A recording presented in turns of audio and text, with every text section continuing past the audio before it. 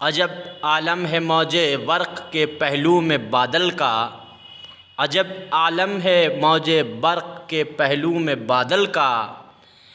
तेरी उल्टी हुई सी आस्तीं मालूम होती है।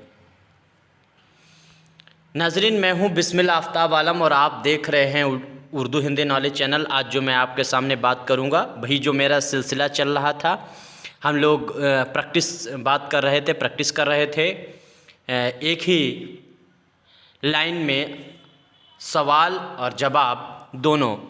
तो इसके ये प्रैक्टिस सेट है तीसरा। इससे पहले दो मैं पहले ही कर चुका हूँ। इसमें ऐसे सवालात हैं जो उर्दू जीआईसी लेक्चरर का जो फाइनल एग्ज़ाम है उसमें जो मारूज़ी सवालात आते हैं उनको कवर किया जा सके। और मज़मून के तौर पे मैं पहले ही बहुत से टॉपिकों पे मज़मून आपके सामने पेश कर चुका हूँ। ये सवालात उर्दू के हर इम्तहान जो बड़ी कंपटीशन है, यूजीसी नेट जेआरएफ है या जीआईसी का लेक्चरर जो एग्ज़ाम फ़ाइनल है या इसके अलावा यूपी असिस्टेंट प्रोफेसर का जो एग्ज़ाम है उसके लिए बहुत ही अहम है। जानते हैं कुंवर मोहम्मद इखलाक जो है वो पूरा नाम शहरयार ख़ान का है। शहरयार उर्दू के बहुत ही मशहूर व मारूफ़ शायर हैं। हाली ने मरसिया गालिब जो है उसको तरतीब बंद की हैयत में लिखा था। जो हाली ने मरसिया गालिब पे लिखा है, इसमें कई बातें बनेंगी। गालिब पर मरसिया किसने लिखा है? हाली ने लिखा है और उसमें जो है तरतीब जो है वो बंद की हैयत इस्तेमाल की है। इसके बाद में सानेट गज़ल सिनफ़ सुखन से मुशावहत है। ये जो है सानेट जो होती है वो गज़ल जो है सिनफ़ सुखन है उससे ही मुशावहत है। इसके बाद में शीला ग्रीन लंदन की एक रात नाबिल का ये किरदार है। शीला ग्रीन, ये याद रखना, ये लंदन की एक रात जो है वो सज्जाद ज़हीर का लिखा हुआ नावल है। ये नावलेट है और इसका ये किरदार है। अल्लामा इकबाल के मजमुआ कलाम बाले जिब्रील जो है इसमें फ़लसफ़ा से कम शायरी ज़्यादा है। फ़लसफ़ा कम है और शायरी ज़्यादा है।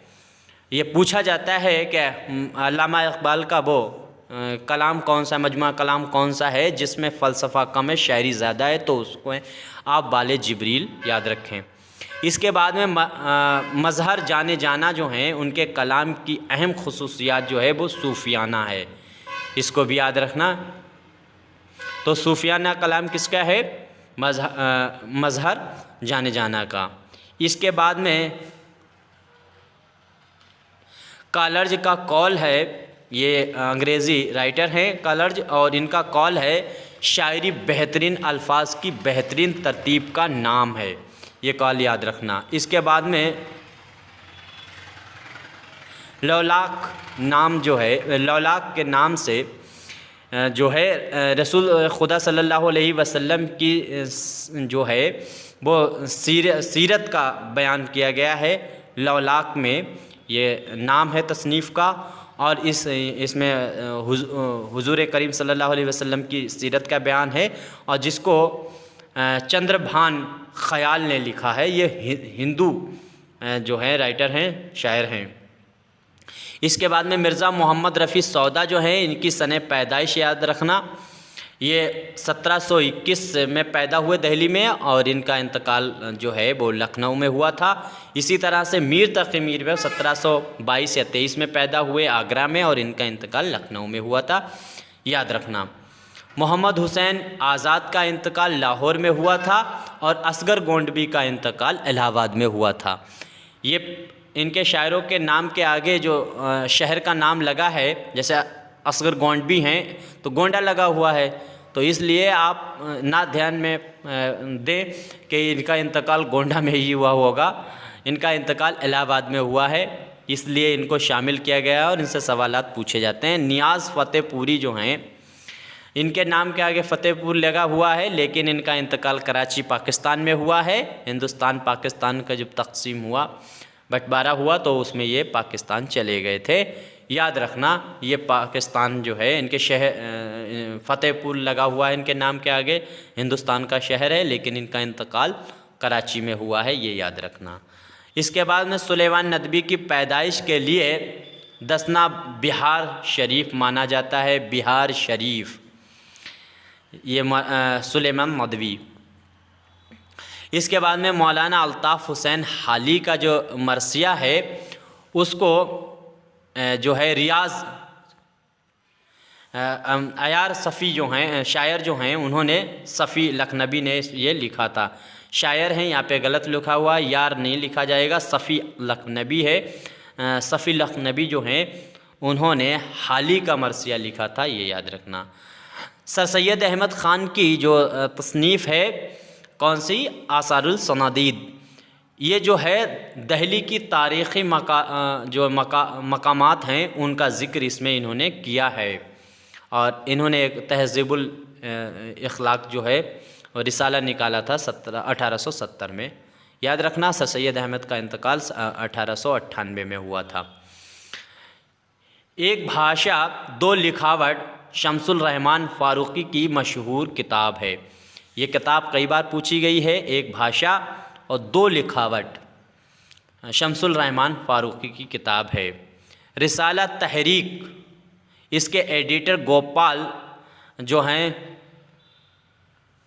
गोपाल मित्तल जो हैं, गोपाल मित्तल जो हैं इसके एडिटर थे और 1949 में इसके एडिटर थे रिसाला तहरीक। तो कई पूछा जाता है कि रिसाला तहरीक के एडिटर कौन है, तो गोपाल मित्तल किसके एडिटर थे, रिसाला तहरीक।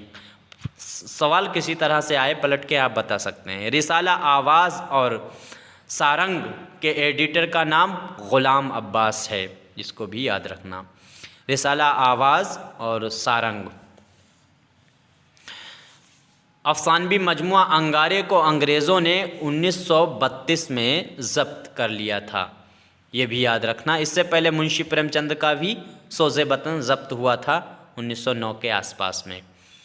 इसके मामला बंदी के मशहूर शायर हैं कौन, मोमिन ख़ान मोमिन, 1800 में पैदा हुए थे मोमिन ख़ान मोमिन, दिल्ली में इनका इंतकाल हुआ था।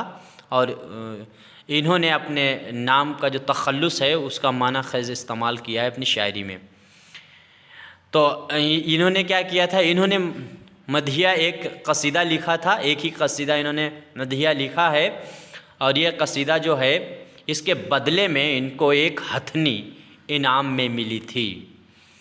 इसके बाद में अब्दुल सलाम जो हैं, अब्दुल सलाम नदवी ने आतिश को उर्दू शायरी का हाफिज़ कहा है, याद रखना। आतिश को उर्दू शायरी का हाफिज़ किसने कहा है, तो अब्दुल सलाम नदवी ने। इसके बाद में डिप्टी नज़ीर अहमद उर्दू नावल निगारी, उर्दू में जो नावल निगारी है उसके पहले नावल निगार माने जाते हैं डिप्टी नज़ीर। और मिरातुल उरूस शायद इनका पहला नावल माना जाता है। तो ये क्या है, गयूर जंग का ख़िताब इनको मिला हुआ था। मोहम्मद हसन ने जज्बी को सुलगती हुई आतिश रफ्ता कहा है। जज्बी को मोहम्मद हसन ने सुलगती हुई आतिश रफ्ता कहा है, ये याद रखना। और मोहम्मद हसन का भी आपको ड्रामा पढ़ना है, ज़िहाक। मौलाना सलाहुद्दीन ने कहा था, आने वाली नस्लों की माँ इस्मत चुगताई के किरदारों को अपने पहलू में मचलता हुआ महसूस करेंगी। ये कौल याद रखना, इस्मत चुगताई से मुताल्लिक़ है।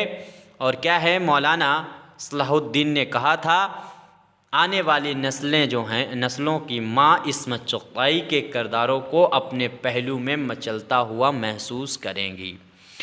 मशहूर अफसाना जो है रेस्ट बाच के खालिक का नाम राम लाल है। राम लाल का यह अफसाना जो है रेस्ट बाच जो है यह अफसाना है और इसके खालिक जो हैं वो राम लाल हैं।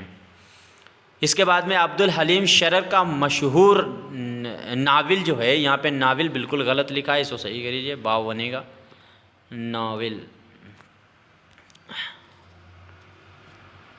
नावल जो है अब्दुल हलीम शरर जो हैं अब्दुल हलीम शेरर का जो है अंजलीना, ये इनका नावल है। आल अहमद सुरूर यूँ तो वो तनक़ीद निगार माने जाते हैं, लेकिन उनकी शायरी का जो मजमुआ कलाम है उसका नाम ज़ौक़े जुनू है।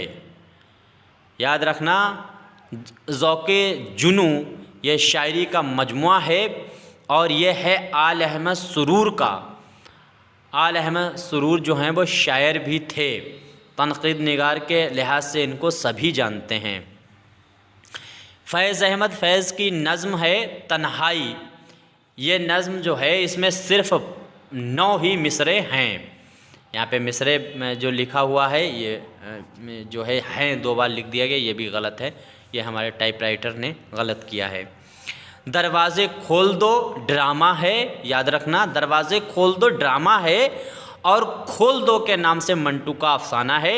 जो हिंदुस्तान पाकिस्तान तकसीम हुआ तो उस टाइम पे जो वारदात हुए वो बहुत ही दिल को झंझोड़ने वाला ये अफसाना है खोल दो, और बहुत अच्छा अफसाना है। आप लोगों को वक्त मिले तो पढ़ना चाहिए। तो दरवाज़े खोल दो ड्रामा है और खाली खोल दो के नाम से जो है मंटू का अफसाना है। मंटू आपको पता है 1912 में पैदा हुए थे। इसके बाद में तहलील नफ्सी का बुनियाद गुजार फ्राइड को कहा जाता है। फ्राइड जो है वो अंग्रेज़ी राइटर हैं, इनको तहलील नफ्सी का बुनियाद गुजार कहा जाता है। इस तरह से मैंने बहुत ही अहम और बहुत ही ख़ास सवालों पे ही सिर्फ चर्चा की है। इसी तरह से ये तीसरा प्रैक्टिस सेट था। इसके बाद में अगले प्रैक्टिस सेट में हम और इसी तरह के सवालात शामिल करेंगे जिनका स्टैंडर्ड थोड़ा सा ऊपर है। तो उम्मीद करता हूँ पसंद आया होगा। अब अगले वीडियो तक के लिए शुक्रिया। खुदा हाफिज़।